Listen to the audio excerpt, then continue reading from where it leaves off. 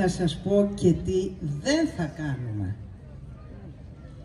Δεν θα είμαστε απομονωμένοι από εσάς και κλεισμένοι στα γραφεία μας, απρόσωποι και σκιώδεις. Δεν θα κάνουμε μελέτες 3 εκατομμυρίων που δεν τελειώνουν ποτέ, όπως η κυκλοφοριακή μελέτη της πόλης μας, που την περιμένω 3,5 χρόνια. Δεν θα κάνουμε ΣΜΑ δίπλα στο νεκροταφείο. Δεν θα κάνουμε ΣΜΑ δίπλα στους αγαπημένους μας που έφυγαν από τη ζωή. Είναι η ιεροσυλία. Δεν θα κάνουμε πάρκινγκ στην πλατεία της Νέας Πεντέλης, υπόγειο πάρκινγκ. Και δεν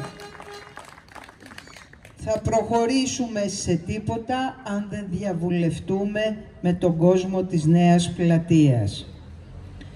Δεν θα κάνουμε φαραωνικά έργα στο πράσινο βουνό μας, στην αγαπημένη μας Πεντέλη. Κάθε παρέμβαση θα έχει διαπαραταξιακή συμφωνία και όχι μόνο. Θα διατηρήσουμε τη φυσιογνωμία του βουνού και θα αναδείξουμε τον πολιτιστικό, πολιτισμικό και κοινωνικό του χαρακτήρα. Τα φαραωνικά έργα των δισεκατομμυρίων μακριά από εμάς.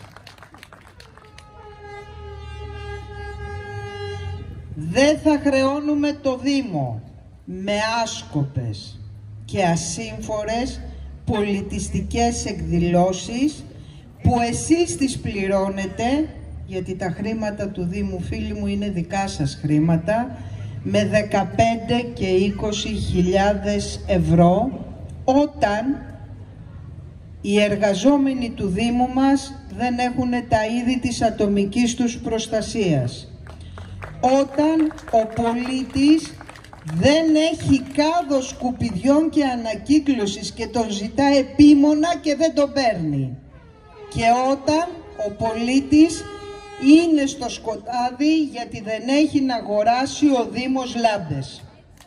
Πρώτα, η καθημερινότητά μας, η ασφάλειά μας, η ζωή μας.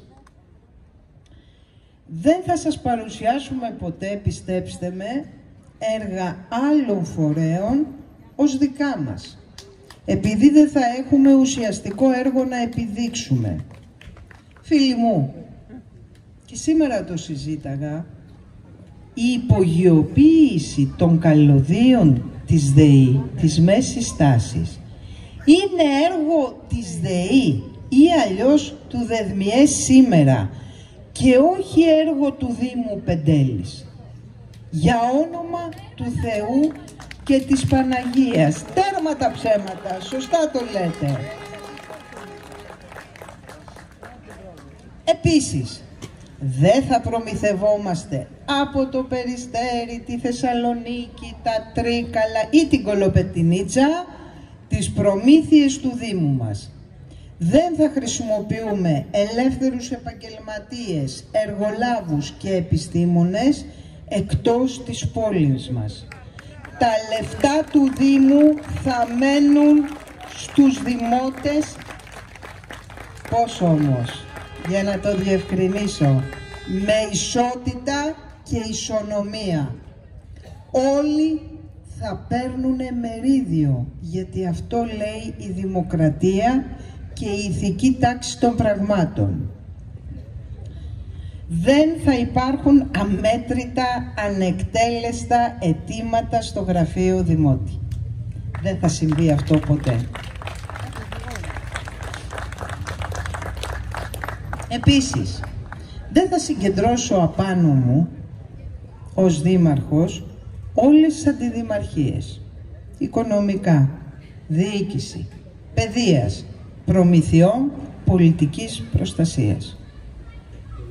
Όποιος έχει μείνει στο εγώ είναι καταδικασμένος να αποτύχει. Ή μπορούμε καλύτερα, είμαστε στο εμείς. Ο κάθε ένας συνεργάτης θα κάνει τη δουλειά του, ο πολίτης θα γνωρίζει ποιος κάνει αυτή τη δουλειά και θα απευθύνεται σε αυτόν.